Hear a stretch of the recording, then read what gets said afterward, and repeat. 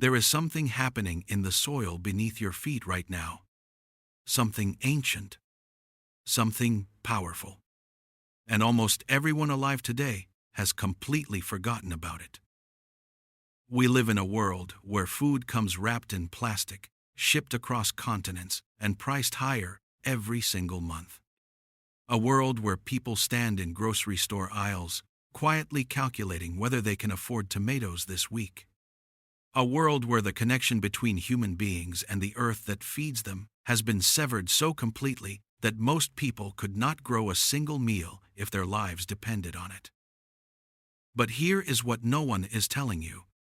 The answer to food security, to independence, to resilience, it does not start with a garden.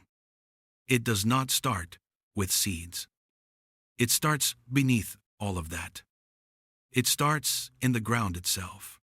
And the key to that ground, the single most transformative thing you can do for your long-term food security, is understanding how to make perfect compost. Not compost that takes 6 months and smells like a problem. Not compost that sits in a pile in the corner of your yard slowly doing nothing. I am talking about rich, dark, living compost, real black gold, produced in as little as 24 hours, using 7 ingredients that most people have never been told about. I want you to stay with me through this entire video, because what I am going to share with you today is not just composting advice. It is a fundamental shift in how you think about food, soil, and self-reliance. Everything I share will connect. Every ingredient builds on the last. And by the time we reach the end, you will understand something that most gardeners, even experienced ones, have never fully grasped. If this kind of content speaks to you, practical, grounded, focused on real independence, please take a moment right now to subscribe to this channel and hit that like button. It costs you nothing, and it helps this information reach the people who need it most. And I genuinely believe that right now, more people need this than ever before.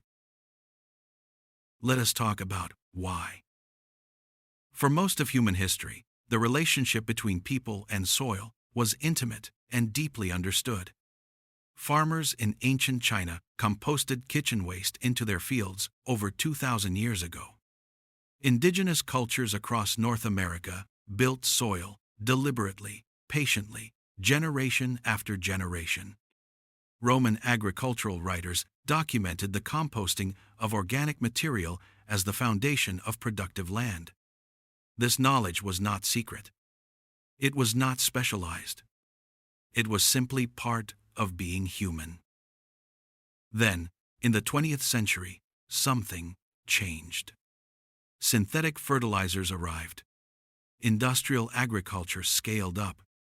And gradually, the ancient knowledge of building living soil was replaced with the industrial knowledge of feeding plants with chemical salts.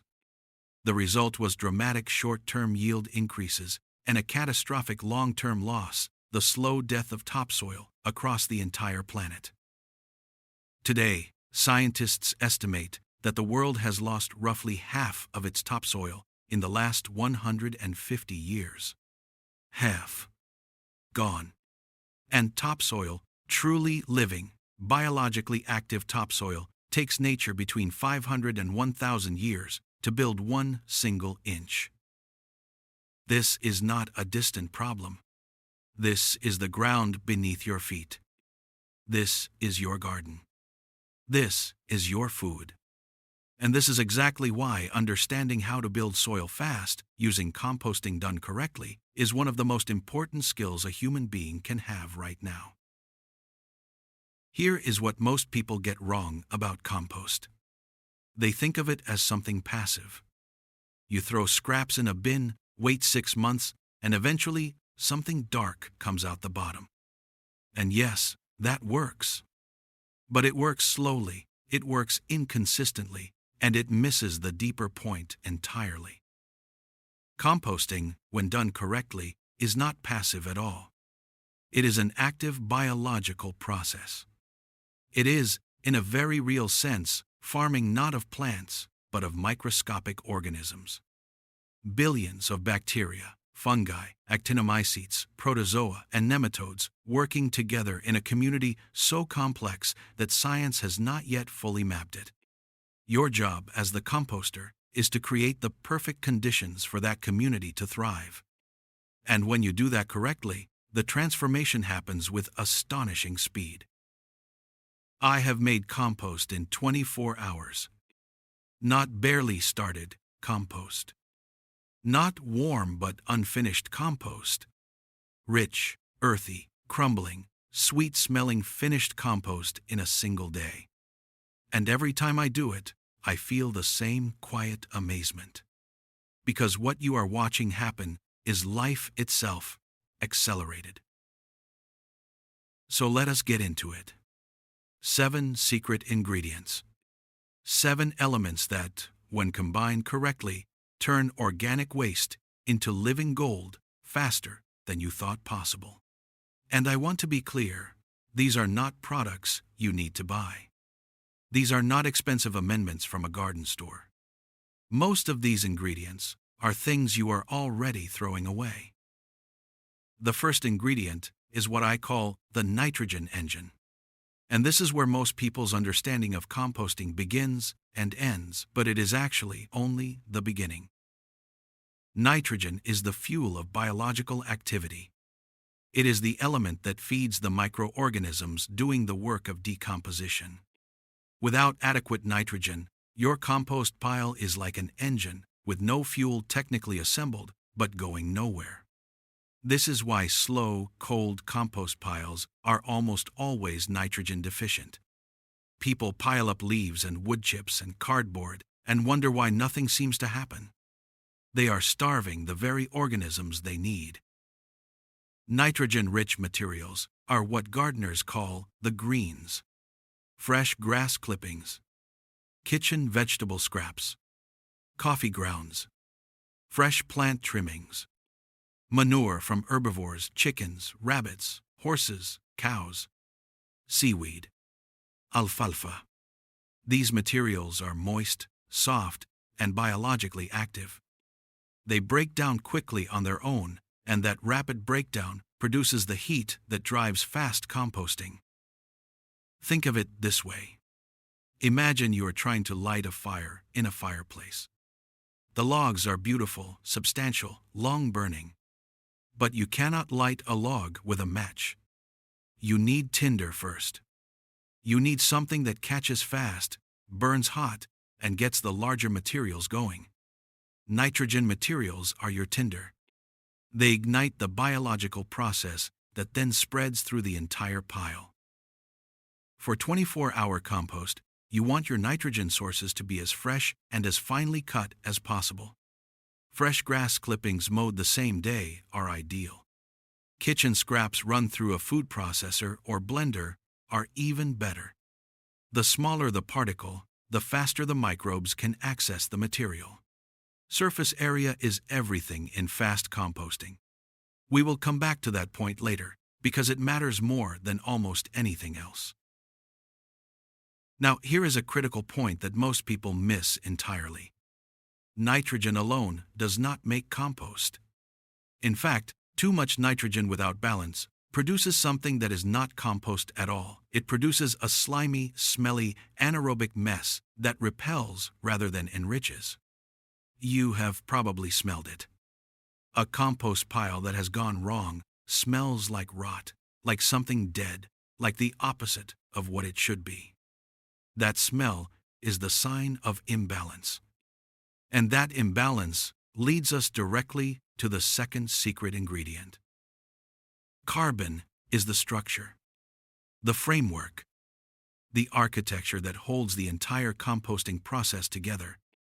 If nitrogen is the fuel, then carbon is the engine itself. Without it, the fuel has nowhere to burn. Carbon-rich materials are what gardeners call the browns. Dry leaves, straw, cardboard torn into small pieces, wood chips, though these are slower and better for different applications, paper, corn stalks, dried plant stems. These materials are dry, fibrous, and structurally complex. They do not break down quickly on their own, but in the presence of nitrogen and moisture, they become the scaffolding on which the entire microbial community is built. The relationship between carbon and nitrogen in a compost pile is expressed as what scientists call the carbon to nitrogen ratio, or the C to N ratio. The ideal ratio for hot, fast composting is somewhere between 25 to 1 and 30 to 1. That means, for every 1 part of nitrogen material by weight, you want 25 to 30 parts of carbon material. Do not let that number intimidate you. In practical terms, it looks something like this. For every bucket of fresh grass clippings or kitchen scraps, you want roughly 2 to 3 buckets of dry leaves or shredded cardboard. You do not need a laboratory. You need an intuitive sense of balance. A well-balanced compost pile smells like earth, like a forest floor after rain. If it smells like ammonia, you have too much nitrogen. If it smells like nothing at all and feels cold, you have too much carbon. The pile itself will teach you if you pay attention. For 24-hour composting, the key with carbon materials is the same as with nitrogen. Particle size matters enormously. Whole dry leaves will take months. Shredded dry leaves can be ready in days. Finely shredded cardboard can transform in hours. Run your carbon materials through a shredder or a lawnmower before adding them, and you will dramatically accelerate the entire process. Stay with me, because we are now moving into the ingredients that most people never consider, and these are the ones that make the real difference between compost that works in 24 hours and compost that sits for 6 months. The third ingredient is water. And I know what you are thinking. Water? That is not a secret. Everyone knows compost needs to be moist. But here is what almost no one understands about water in composting. It is not about being wet. It is about being precisely, consistently, perfectly moist. And that distinction changes everything. The microorganisms in a compost pile are aquatic creatures. They live in thin films of water that coat every particle of organic material. When those films are present, the organisms move freely, feed aggressively, reproduce rapidly, and generate enormous amounts of heat. When those films dry out even partially, the activity slows dramatically. The organisms go dormant. Decomposition nearly stops. And when those films become too thick, when the pile becomes waterlogged, oxygen is excluded, anaerobic bacteria take over, and you get that terrible rot smell instead of decomposition. The target moisture level for hot composting is what is called field capacity. This is the point at which the material holds as much water as it possibly can, while still allowing air to move through it. The classic test is this. Take a handful of your compost pile and squeeze it firmly. If a few drops of water squeeze out, you are at or near perfect moisture. If water streams out, it is too wet. If nothing comes out and the material crumbles dry, you need more water. For 24-hour composting, check moisture aggressively. Every time you turn the pile, which we will discuss in a moment, check that squeeze test. In hot weather, a pile can lose significant moisture within hours. In cold weather, condensation can build up in the center. The pile is a living system, and moisture is its blood. Keep that blood flowing at exactly the right pressure. The fourth ingredient is the one that most people completely overlook. And when I explain it, I think you will have one of those moments where something you have never thought about suddenly becomes obvious. That ingredient is oxygen. The decomposition process in hot composting is aerobic, meaning it requires oxygen to function. The bacteria doing the fastest, hottest, most productive work in your compost pile are aerobic organisms. They consume oxygen and release carbon dioxide, water, and heat, enormous amounts of heat. A properly built hot compost pile can reach temperatures between 140 and 160 degrees Fahrenheit in the very center. Hot enough to kill weed seeds. Hot enough to destroy plant pathogens. Hot enough to cook your hand if you buried it deep enough. But here is the problem. As those aerobic bacteria consume oxygen, they use it up. A pile that was oxygen-rich in the morning can become oxygen-depleted by afternoon. And when oxygen runs out, the aerobic bacteria go dormant and the anaerobic bacteria take over. The pile cools. The smell changes. The process slows to a crawl. The solution is turning. And for 24-hour composting, turning is not something you do once or twice.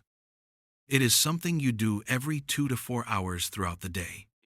Every time you turn the pile, you are doing two things simultaneously: introducing fresh oxygen to reignite aerobic activity, and moving the outer, cooler material into the hot center so that everything gets evenly processed.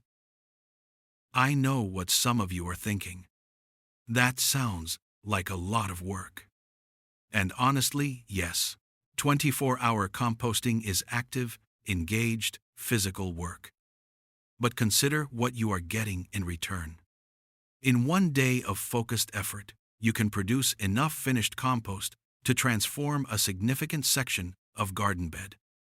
Compare that to 6 months of passive waiting for a cold pile to slowly become something useful. The math is not even close. Active composting is an investment of time and energy that pays back immediately. Now we reach the fifth ingredient, and this is the one that genuinely surprises people. This is the secret that, when you understand it, changes how you see composting entirely. The fifth ingredient is life itself. Specifically, existing microbial life, deliberately introduced into your pile. Think of it like this. Imagine you are trying to start a restaurant. You have a beautiful building, a fully equipped kitchen, every ingredient you could possibly need. But you have no chefs, no cooks, no kitchen staff at all. That restaurant is going nowhere, no matter how perfect the conditions are. You need to bring in the people who know how to do the work. A compost pile without an inoculant is exactly like that empty restaurant. You can have perfect carbon to nitrogen ratios, perfect moisture, perfect oxygen levels, but if the microbial population starts from scratch, it will take days or weeks just to build up enough organisms to generate meaningful heat. By inoculating your pile, deliberately introducing a population of the right microorganisms at the very beginning, you compress that startup time from days into hours. So, what do you inoculate with? The simplest and most effective inoculant is finished compost itself. A few shovelfuls of dark, crumbly, sweet-smelling finished compost added to the center of your new pile brings with it billions of active, hungry, heat-generating bacteria and fungi already adapted to the composting environment. They hit your new pile like a spark hitting dry tinder. No finished compost available? Use rich garden soil from an area where plants grow vigorously. The rhizosphere, the zone of soil immediately surrounding active plant roots, is among the most biologically dense environments on Earth. A few handfuls of that soil carry enormous microbial diversity. You can also use compost tea, a liquid preparation made by steeping finished compost in oxygenated water for 24 to 48 hours, which produces a concentration of microbial life that can be sprayed or poured throughout your pile. Or you can use effective microorganism products available from many garden suppliers, preparations of beneficial bacteria, fungi, and yeasts designed specifically to accelerate decomposition. But here is the most overlooked natural inoculant of all: the forest floor. A single handful of leaf litter from the base of a healthy, mature tree contains more biological diversity than most gardeners have ever considered. Fungi, bacteria, soil animals, their eggs and spores, all of it, waiting to colonize your pile and begin the work. It is free. It is local. And it is extraordinarily effective. We are halfway through our 7 ingredients now, and I want to pause for a moment to acknowledge something important. What we are really building here is not just a compost recipe. We are building an understanding of how living systems work, how they need balance, fuel, structure, oxygen, and community, how they respond to care and attention, how they collapse under neglect or imbalance. These principles are not just about compost. They are principles of ecology, of biology, of resilience. And the more deeply you understand them, the better equipped you are for gardening, for self-sufficiency, for navigating a world that is increasingly unpredictable. If you are finding this valuable, and I hope you are, please share this video with someone who grows food, who cares about their garden, or who is working toward greater independence. This information genuinely matters, and the best way to support this channel is simply to help it reach the people who need it. The 6th ingredient is one that touches on physics as much as biology, and when you understand it, you will never look at a pile of leaves the same way again. The 6th ingredient is surface area. Everything that happens in a compost pile happens at surfaces. Bacteria do not eat through materials from the inside. They colonize surfaces and work inward. The more surface area you expose, the more points of bacterial contact you create, the faster the decomposition proceeds. It is that simple. And it is that radical in its implications. Consider 2 identical compost piles. Same materials. Same ratios. Same moisture. Same inoculant. In pile 1, the materials are whole, full leaves, intact kitchen scraps, unshredded cardboard. In pile 2, every single material has been shredded to pieces no larger than half an inch in size. Pile 2 will decompose anywhere from 5 to 10 times faster than pile 1. Not slightly faster. Dramatically, fundamentally faster. Because the surface area available for microbial activity is exponentially greater. For 24-hour composting, this principle is non-negotiable.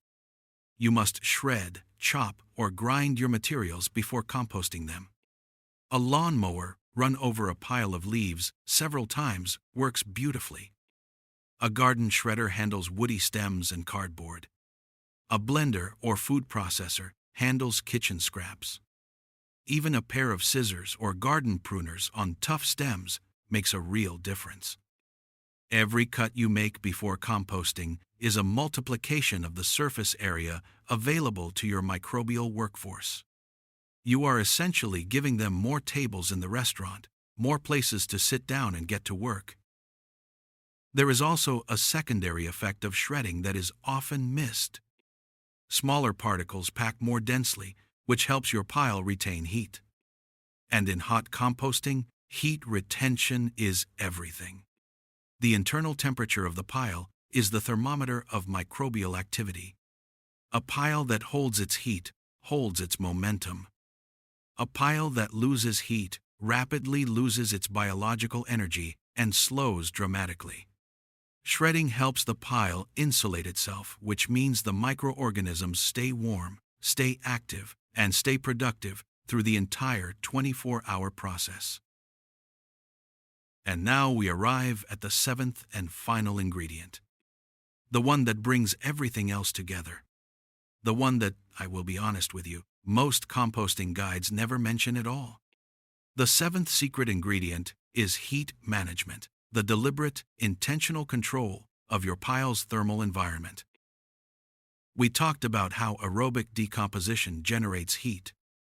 We talked about how that heat can reach temperatures that kill weed seeds and pathogens. But here is what most people do not realize. The heat itself is one of the most powerful accelerants in the entire process. Biochemical reaction rates roughly double for every 10 degrees Celsius of temperature increase. A pile running at 140 degrees Fahrenheit is decomposing many times faster than a pile running at a comfortable, warm room temperature. The heat accelerates the organisms, and the organisms generate more heat, which accelerates them further. It is a self-reinforcing cycle, a biological flywheel that, once spinning, tends to keep spinning. Your job is to get that flywheel spinning fast and keep it there. How? Several specific techniques work together. First, pile size. A pile that is too small cannot hold heat. The thermal mass is insufficient. The ideal size for hot composting is a minimum of 1 cubic yard that is 3 feet wide, 3 feet tall, and 3 feet deep. Smaller than that, and you simply cannot accumulate enough heat in the core to drive fast decomposition. Larger than 4 feet in any dimension, and oxygen penetration becomes difficult, leading to anaerobic conditions in the center. Stay in that sweet spot, 1 to 4 cubic yards, and your pile becomes a natural thermal engine. Second, covering. A dark-colored tarp or cover draped over your pile during the composting process does two things simultaneously. It retains moisture that would otherwise evaporate, especially in warm or windy weather.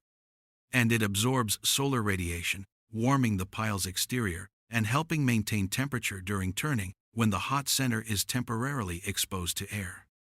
A black tarp on a sunny day can add 10 to 20 degrees of surface temperature to your pile, and that warmth penetrates inward, maintaining the ideal thermal environment even as you turn. Third, site selection. This seems trivial. It is not. A compost pile sited in full sun on a warm day has a significant thermal advantage over one in deep shade. In cold weather, this can be the difference between a pile that holds at 130 degrees and one that struggles to reach 100. When you are trying to compost in 24 hours, every degree counts. Choose your hottest, most sun-exposed location. In extreme cold, you can even build your pile inside a greenhouse or against a south-facing wall to capture every available unit of solar heat. Now let me show you how all 7 of these ingredients work together in practice. Because understanding each one individually is valuable. But understanding how they interact, how they reinforce each other, how they compensate for each other's weaknesses, how they create something far more powerful than any single ingredient alone, that is where the real mastery lies. Imagine it is early morning. The sun has just risen.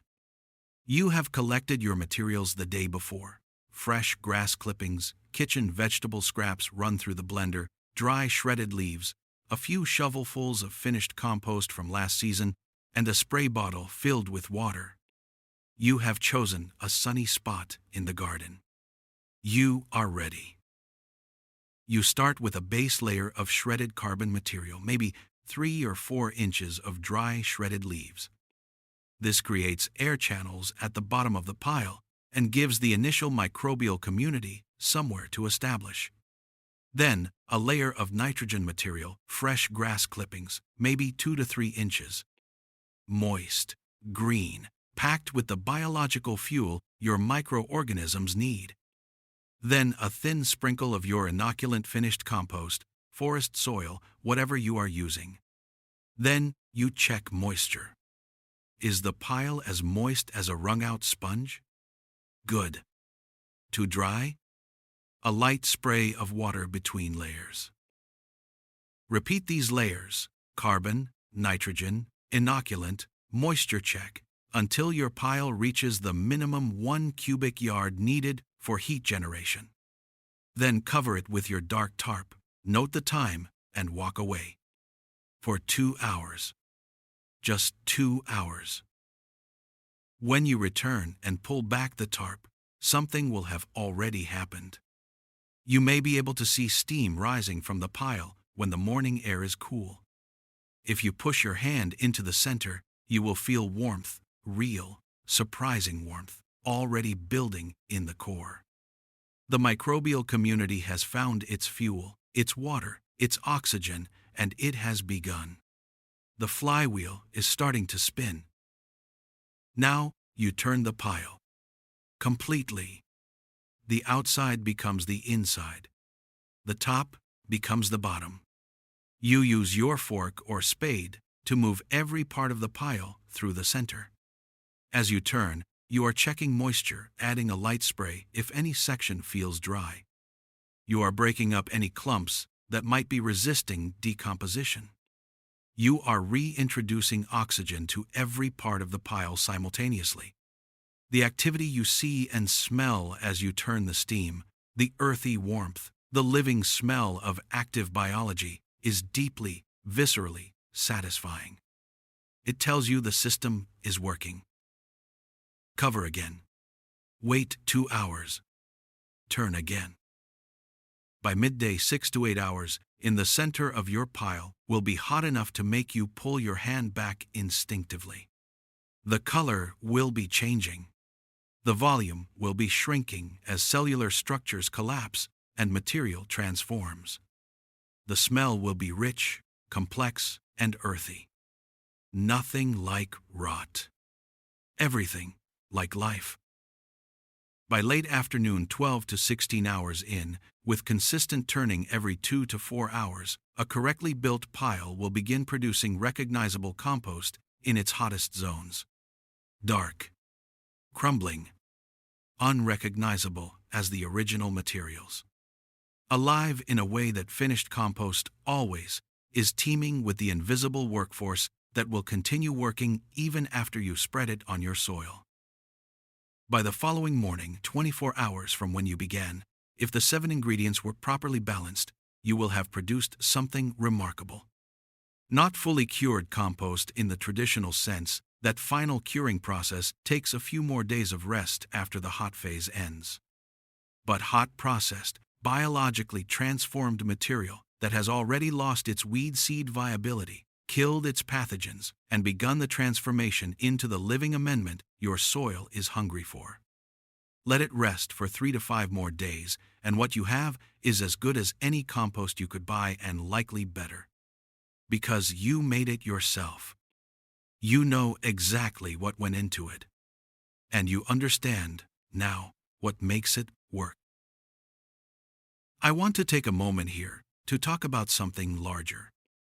Something that composting, done thoughtfully, connects you to in a way that goes far beyond the garden. We are living in a time of extraordinary uncertainty. Supply chains that seemed permanent have proven fragile. Food prices that seemed stable have proven elastic. Systems that people assumed would always function have revealed their vulnerabilities in ways that have shaken the confidence of millions. And in that environment, in a world where the security of the grocery store is no longer something anyone can take completely for granted, the ability to grow your own food is not a hobby. It is not a lifestyle choice. It is a fundamental form of independence. It is the reclamation of something that human beings surrendered when they traded their gardens for grocery store convenience. And that reclamation begins with soil. Always with soil. Because, without living, productive soil, a garden is just dirt with good intentions. The 7 ingredients we have discussed today are not just techniques. They are principles of a mindset.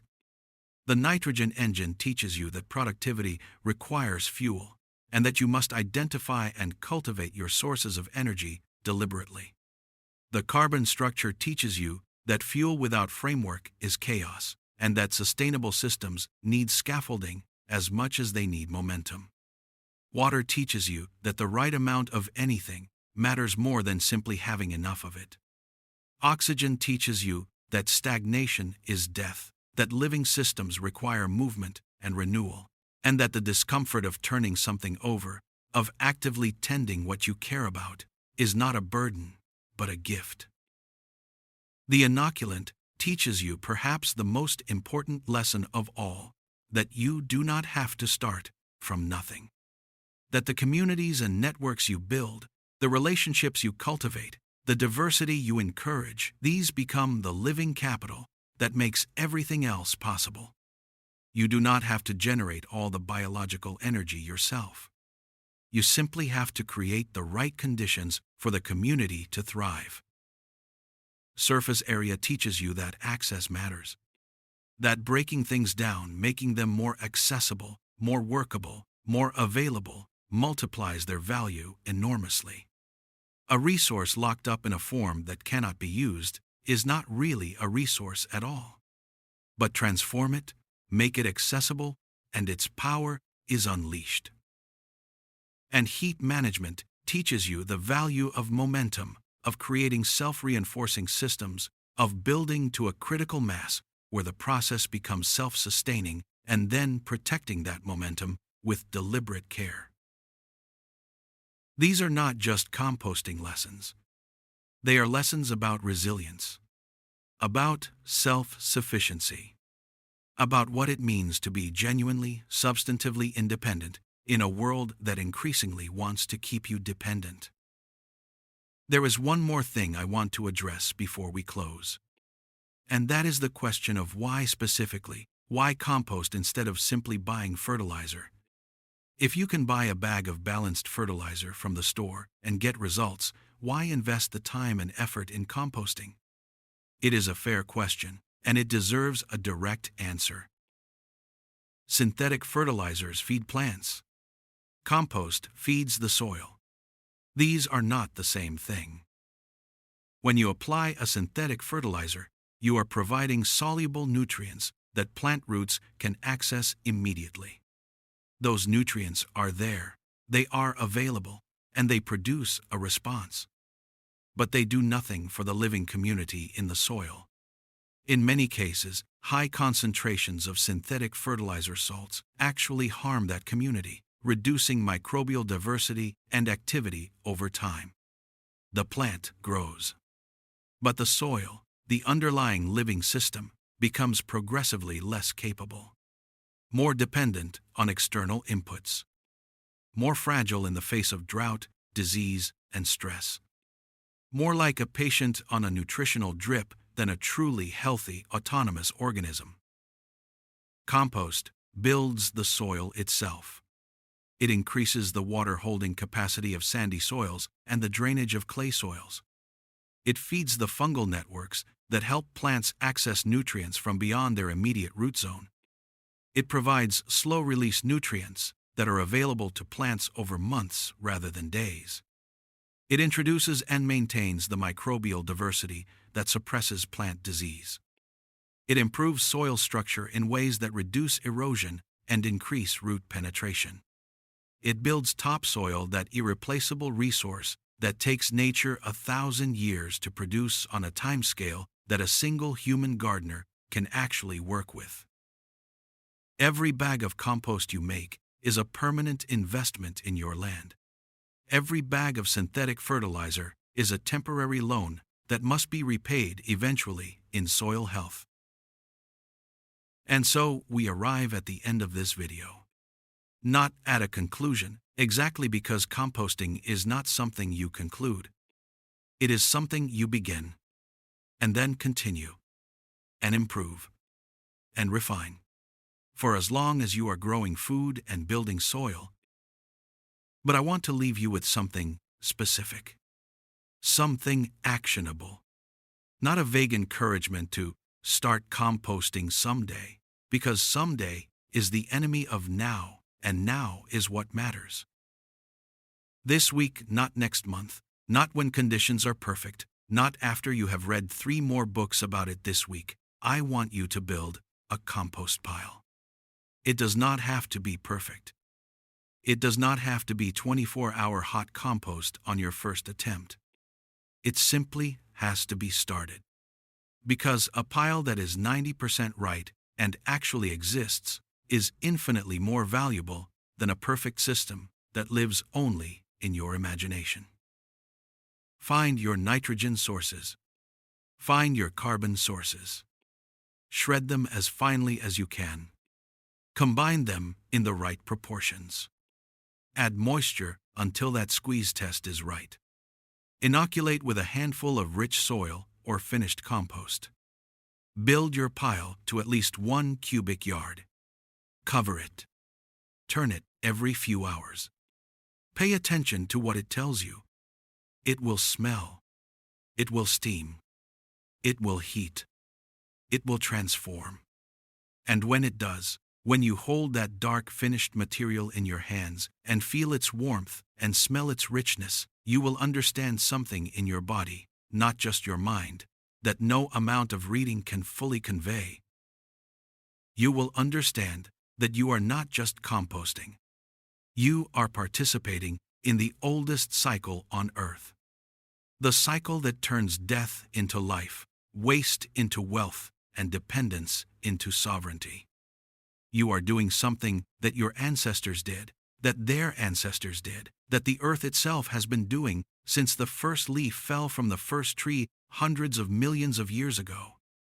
And you are doing it with intention, with knowledge, with your own hands. That is not a small thing. In a world that increasingly wants to separate you from your food, your land, your independence, and your sense of competence, that is a profound and important act of reclamation. Thank you for spending this time with me today.